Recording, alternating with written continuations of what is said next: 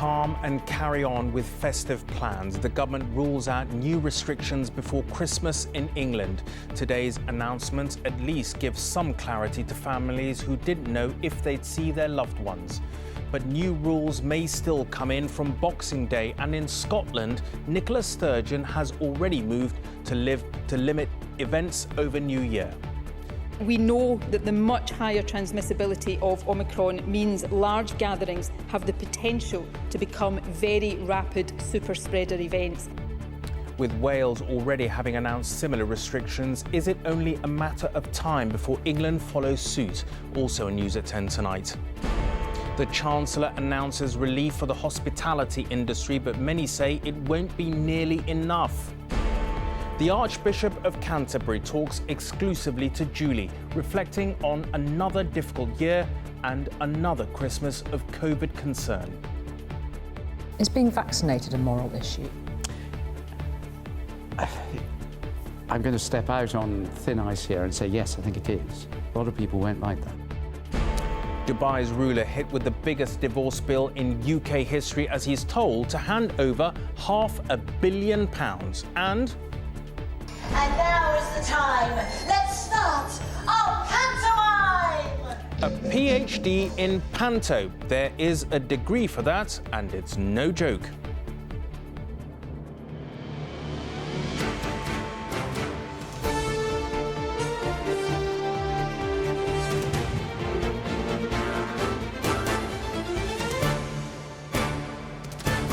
This is ITV News at 10 with Rageh Omaar.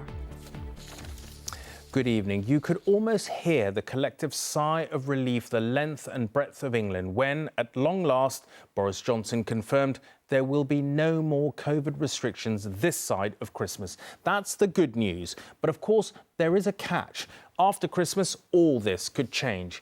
With Omicron continuing to surge, the Prime Minister said the situation remains finely balanced. But Omicron's as yet unknown severity, not to mention the divisions within the Cabinet and the government on the matter of further restrictions, finally gave Mr Johnson a window of opportunity, even if it's only temporary. He could provide the certainty that many people craved of knowing they will spend time this Christmas with those they love.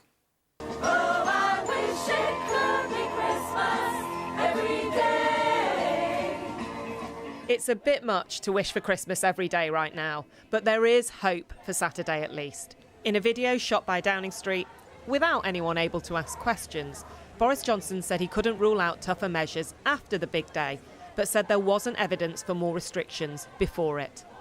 What this means is that people can go ahead with their Christmas plans, but the situation remains finely balanced, and I would urge everyone to exercise caution. But could delaying action mean more pain in the end? This government advisor admits it is a tough decision for ministers, but says the advice from one set of experts is clear. From the people who are advising the government on the science, I think it's pretty unanimous that the earlier we were to take action, the greater the effect would be. Would you say that there needs to be further and formal restrictions after Christmas? I think what happens after Christmas so much depends on the information that will come through over the next few days.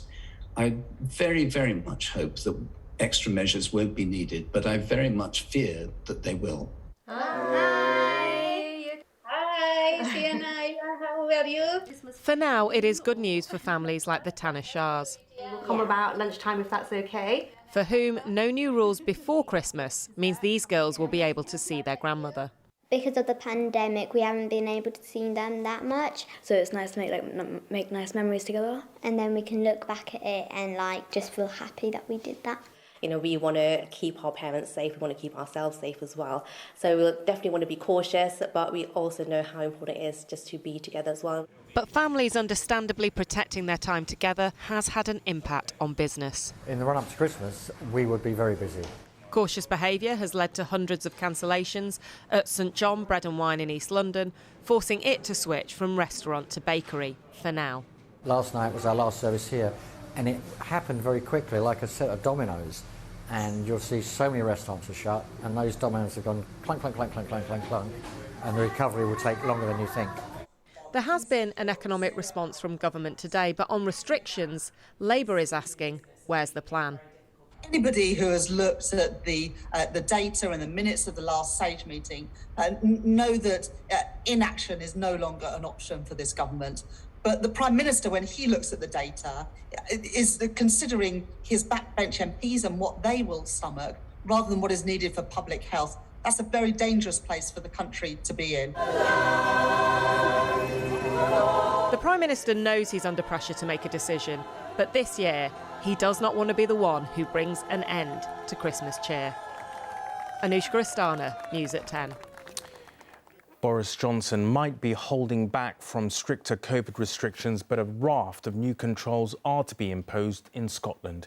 One of these means attendance at live sporting events is to be drastically limited. But of the measures outlined by Nicola Sturgeon, the one likely to have the biggest impact is the cancellation of large-scale Hogmanay celebrations. Right up to this morning, city centres had been preparing for this huge New Year tradition in Scotland. In the shadow of Edinburgh Castle, the stage was still being set this afternoon for the biggest party in Scotland. Edinburgh's world-famous Hogmanay street celebrations normally host upwards of 75,000 people. But just along the Royal Mile, Scotland's First Minister was preparing to deliver a hammer blow. New COVID restrictions mean this New Year's Eve party is over before it's begun. We know that the much higher transmissibility of Omicron means large gatherings have the potential to become very rapid super spreader events, putting large numbers at risk of getting infected very quickly. Limiting these events helps reduce the risk of widespread transmission. For 3 weeks, outdoor events will be restricted, so as well as Edinburgh's Hogmanay party being cancelled, Scottish football will be behind closed doors or postponed from Boxing Day. Indoor restrictions mean theatres and concerts across Scotland are already cancelling performances, and hospitality must bring back table service, social distancing and limit bookings to 3 households per group. This means that our ability to act to protect public health... After watching today's announcement, this restaurateur had to break the news to his mostly young staff. They're now on reduced hours over Christmas, meaning less pay. I feel absolutely devastated that for the second Christmas in a row we've had these restrictions. We've done everything that's been asked of us. We've had our boosters, we've abided by the rules. What I'm worried about is if there's a new variant, do we have to keep going on like this? It's really worrying for me. Scotland now joins Wales in making sports supporter-free. But no such crowd restrictions have yet been announced for England, where tonight 60,000 crammed into Arsenal Stadium for a cup match with Sunderland. Scenes that concern epidemiologists. There's 2 things we need to consider in regards to these big outdoor events. The first one is that they usually involve people mixing in unusual patterns, so meeting people that you don't typically do, so contact tracing is harder. But the other thing is that it's not just the single big events themselves, but it's the things around them. So it's not just the meeting in the football stadium, it's what happens that you do afterwards. The aim of new restrictions is to buy time, for scientists to learn more and to get more boosters into arms.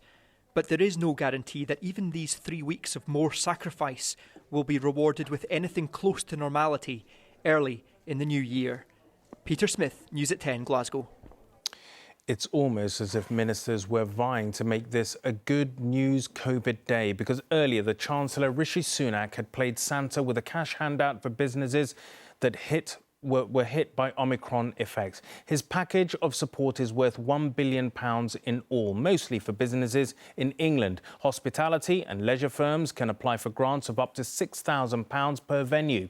And there's £30 million extra for the theatres and museums. But Rishi's Rescue Act hasn't gone down well with everyone, because some say it doesn't go far enough, with some industries furious at being left out. It's a seaside town that COVID almost closed down first time round, that now views with rising alarm what lies upon the horizon. So there is little Christmas cheer at the Hussar Hotel and, depressingly, a lot of room at the inn. How many vacancies do you have at the moment? All 6 rooms are vacant at the moment. So lots of cancellations? Lots of cancellations. That must be heartbreaking. It is really heartbreaking. In the bar, the tills don't ring often enough. There are far too many near silent nights, too many cancelled Christmas parties, too much uncertainty. Do we stock for events? We don't know. If we do get stock in and it gets cancelled, that's a lot of money that we're going to lose just on that.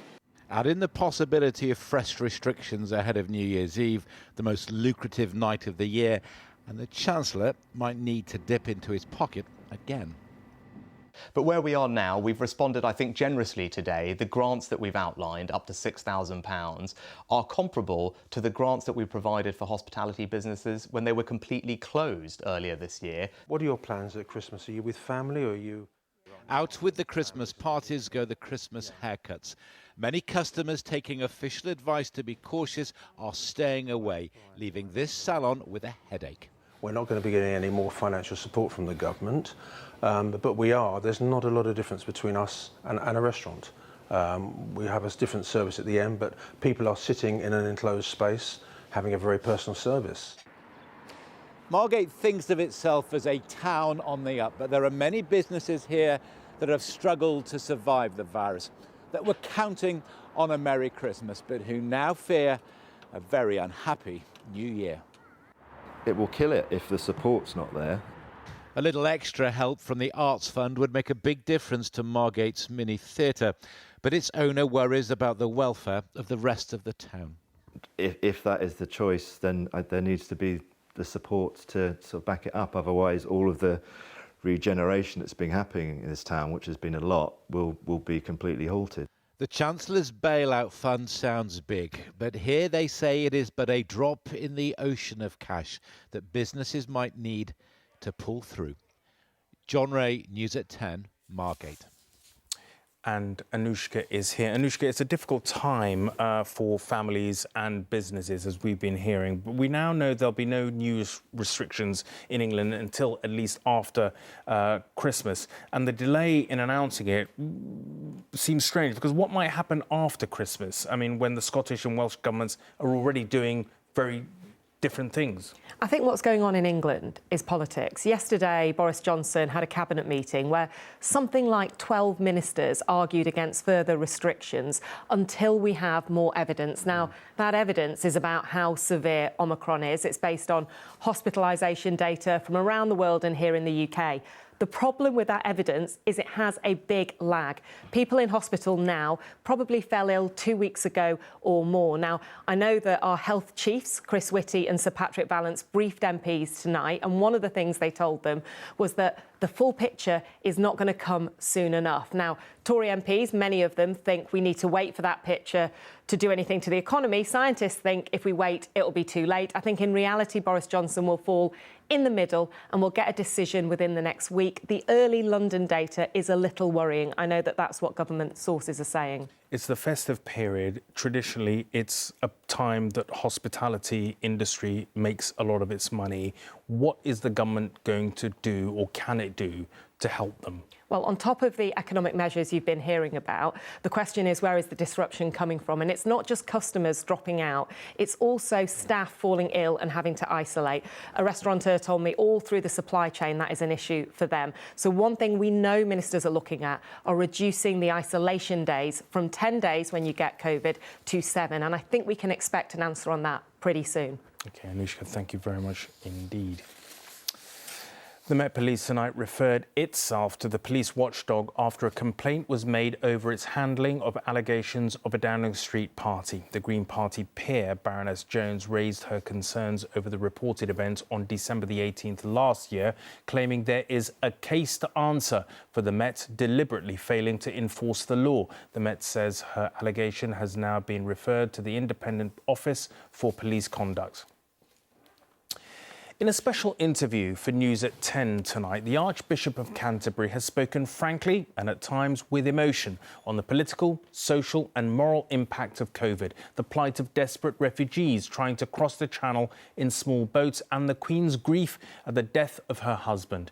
In a wide-ranging interview, Justin Welby told Julie of his reaction on seeing the leaked Downing Street cheese and wine picture, saying that while he's waiting on the report, what is right is keeping the rules. He also described getting vaccinated as a moral issue.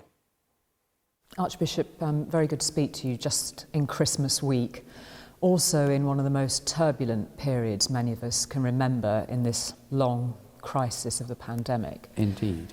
What did you think when you saw the image from the Downing Street garden?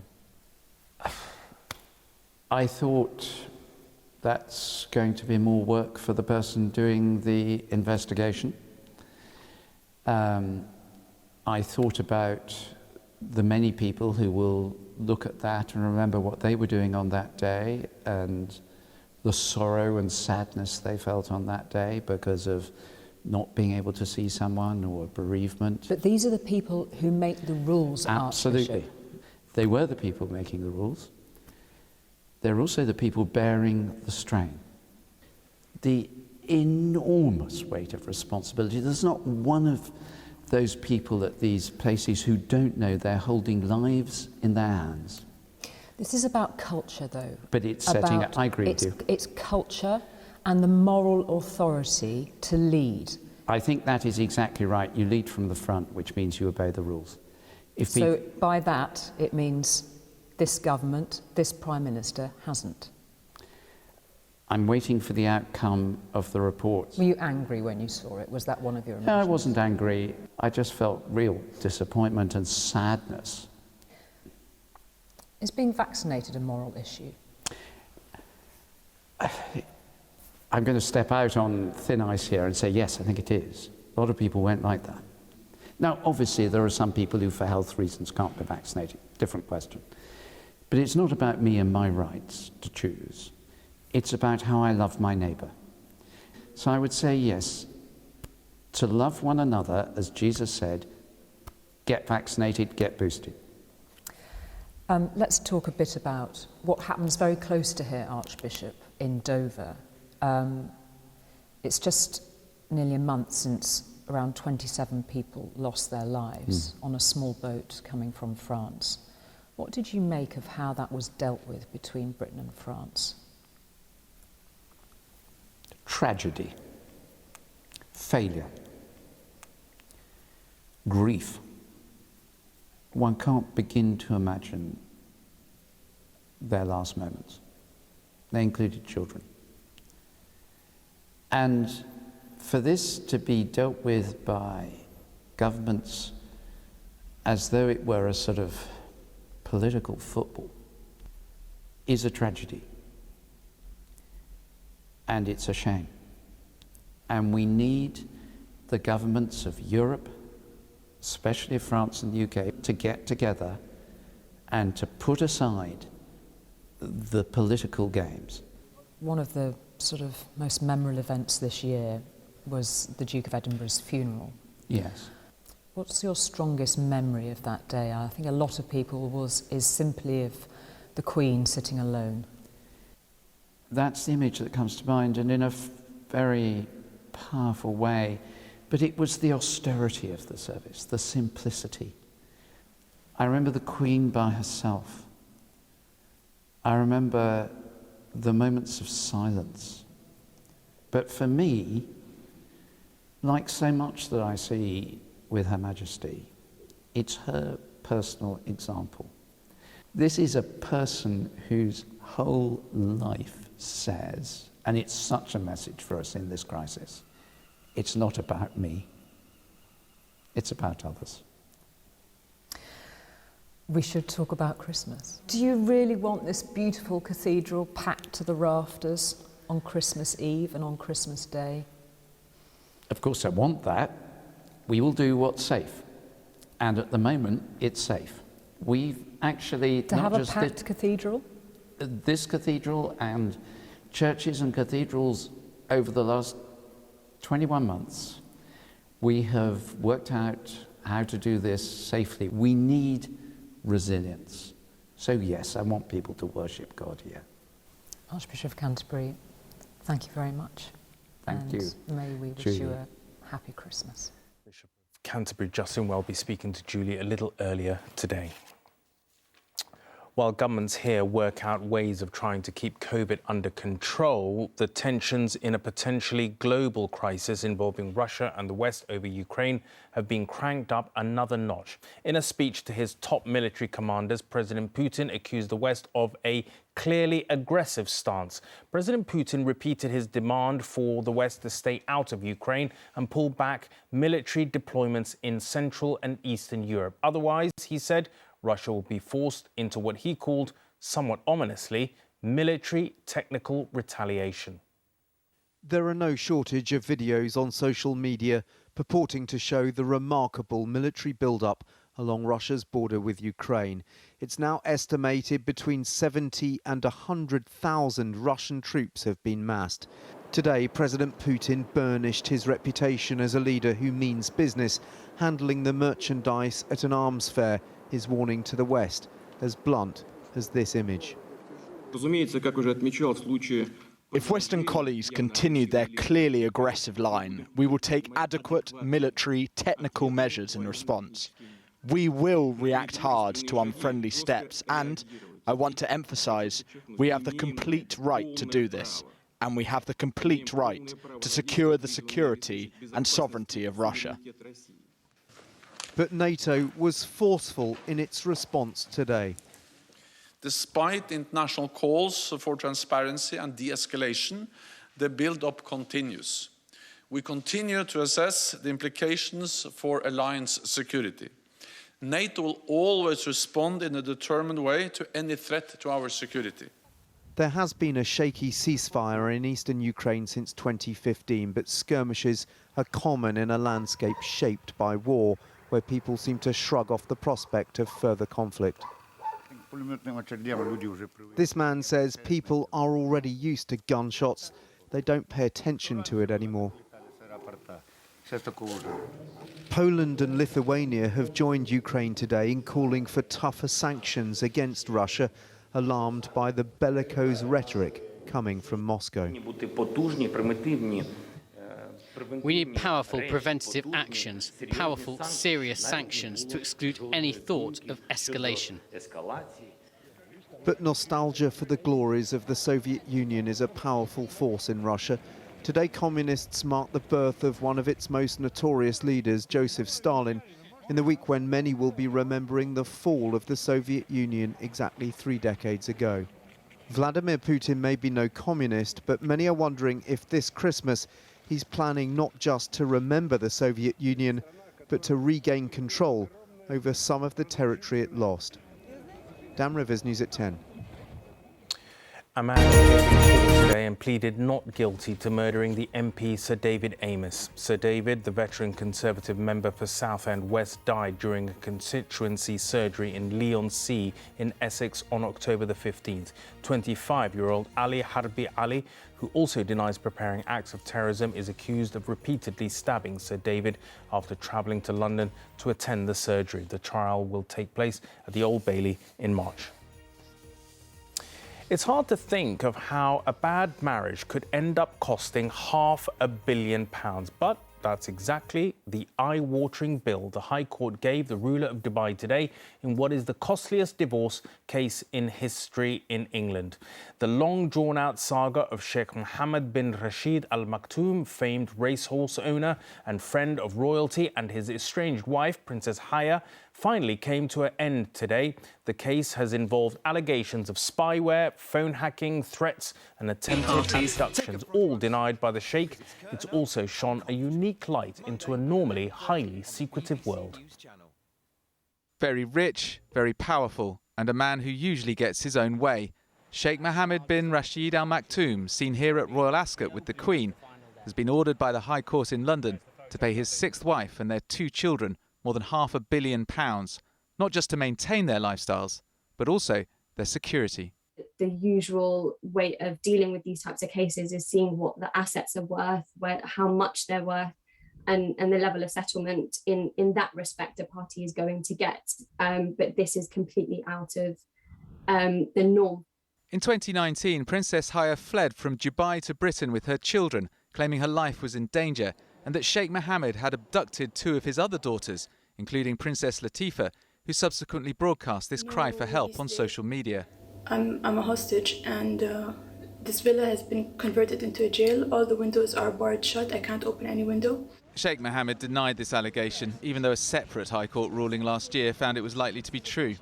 As part of today's settlement, Princess Haya and her children will receive a single payment of £251 million, 2 houses in Surrey and London, a £3 million education fund, and security payments totalling £11 million a year, which are part of a bank guarantee worth up to £290 million. In making today's award, Mr Justice Moore said Princess Haya and her children are particularly vulnerable and need watertight security to ensure their continued safety.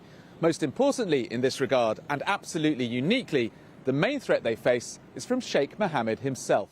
During the custody battle, Sheikh Mohammed was found to have ordered the use of specialist spy software to hack into his wife and her legal team's phones, a ruling he said was unfair, as he denied any knowledge of the hacking. Following today's judgment, a spokesman for the billionaire said he'd always ensured his children were provided for. Now Princess Haya has ensured their safety as well. Nick Wallace, News at 10 at the High Court.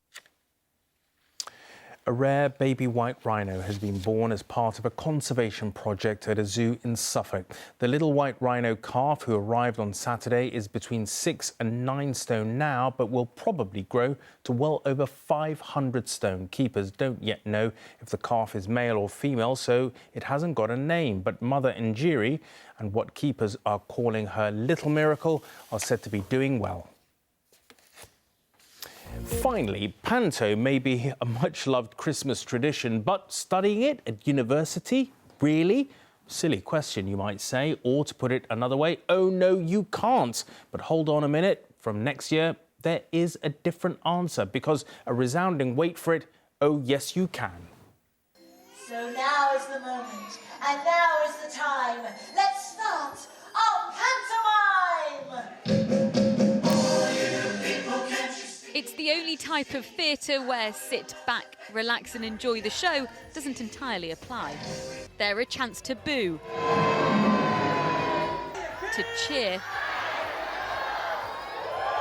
and rightfully tell the actors exactly what's what. But learning to become a panto performer, it seems, has only been possible by watching shows until now. From next year, pantomime will become a degree. What? This can't be! Oh yes, it can. Something that, despite appearances, has brought a smile to this year's evil queen. I think it's a great opportunity, isn't it, for people? I know many people in the industry who are very knowledgeable about pantomime. The Salford City Police annual pantomime, and they have some fun. Panto has been a tradition in British culture for more than 300 years.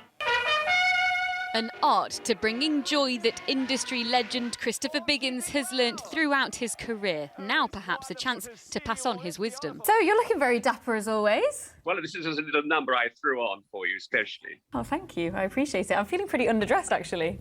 You look underdressed. If you became a lecturer of pantomime, what's the first thing you'd teach? Well, I would teach them to be themselves, to not be afraid of being themselves, of going on stage and looking at the audience and confronting them and saying whatever you like in a way.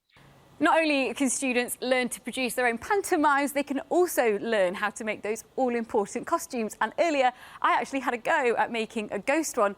I just have no idea where it's gone. Actors have continued to provide reliable light relief for generations, a skill that the new course leader says can never be lost. There are little pockets of training, but nobody's doing it. It's, nobody's really taking this art form seriously, because you've got this noisy audience out there, the kids shouting and screaming, and you have to relate to them, you have to really listen to them, and it's quite a brave thing to do. And something students will be taught from next year, a chance to learn how to share the joy of a fairy tale ending. Will you marry me? I will. Sangeeta Lal, News at 10, Stafford. Wish I was going back to university. Now, just before we go, we thought we'd bring you a sight to cheer us up. After being obscured by scaffolding during 4 years of painstaking repair and restoration work, the clock faces of Westminster's Elizabeth Tower, where Big Ben famously strikes the hours, are at last coming back to public view. All 4 of those much-loved faces will be fully on display when Big Ben chimes this coming new year. A sign of better things, perhaps. Let's hope. Good night.